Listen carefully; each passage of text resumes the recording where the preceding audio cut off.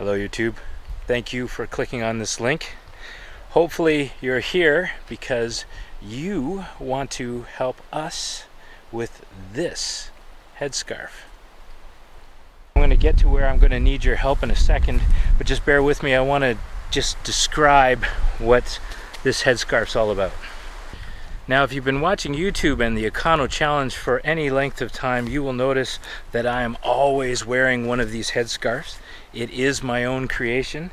I have one in every color of chair I've ever made for a customer, and that's part of the beauty of this particular project. I've been using up extra material that's left over from chair manufacturing. For me, it serves several purposes, but the main one is to manage moisture. It doesn't matter whether it's summer, spring, fall, or even winter.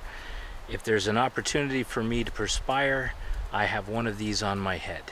The main reason I wear one of these is because for whatever reason I perspire profusely from my head and forehead whenever I overheat.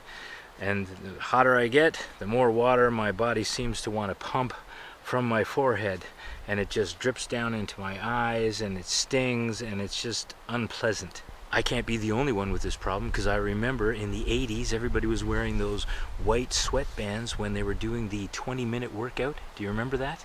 Squeeze, squeeze, squeeze. I said the main reason I wear this is to manage moisture, but it also provides a couple of other really cool benefits. First, it has this top panel of nylon which protects me from UV rays, because obviously my natural protection is thinning as I get older. Sometimes it just gets a little too hot for SPF hat, you know what I'm saying? It has these screens on either side which allow for tremendous airflow from my head, but it also keeps deer flies and black flies from biting me. Even when I'm wearing my tilly, I've got a couple of grommets at the top of that sucker, and the black flies especially will get in there and then get into my hair. So, moisture protection, UV protection, and bug protection for my head.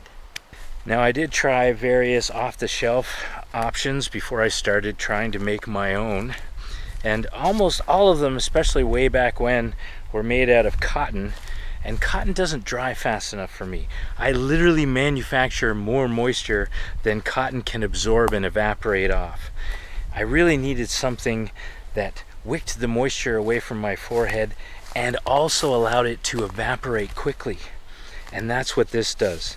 The inside of the headscarf has a microfleece band which soaks up all of the moisture that's pouring off my forehead, and the nylon wicks it up to the top of my head where it can dry much quicker.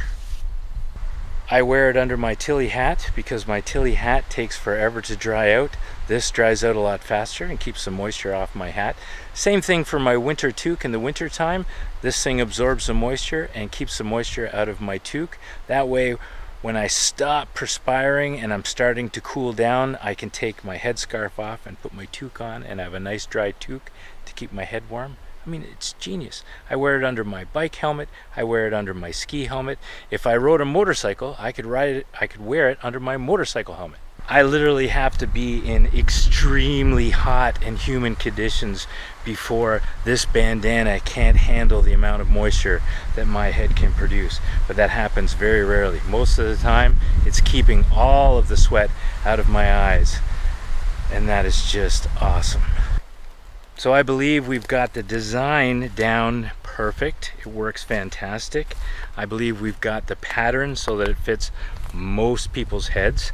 So, what is it that I need your help with? Well, since we haven't sold a lot of these, I really don't know what color combination will appeal to the masses. So, if you are the kind of person that might be interested in something like this, I'm really hoping that you'll spend some time and comment down below what color combination pattern you'd like to see on your head. Leave a comment down below. If you're interested, read those comments and maybe vote up to the top the one that you really like. I'd really appreciate your help on this one. One of the things I love about YouTube is how collaborative it can be, and we would not have been able to make the amazing wilderness camp chair and the amazing wilderness camp cot as amazing as they are without the help from suggestions that came from viewers just like you. So we're hoping that you'll be able to help us out again. I look forward to reading what you have to say down below, and as always, thank you for watching. Bye for now.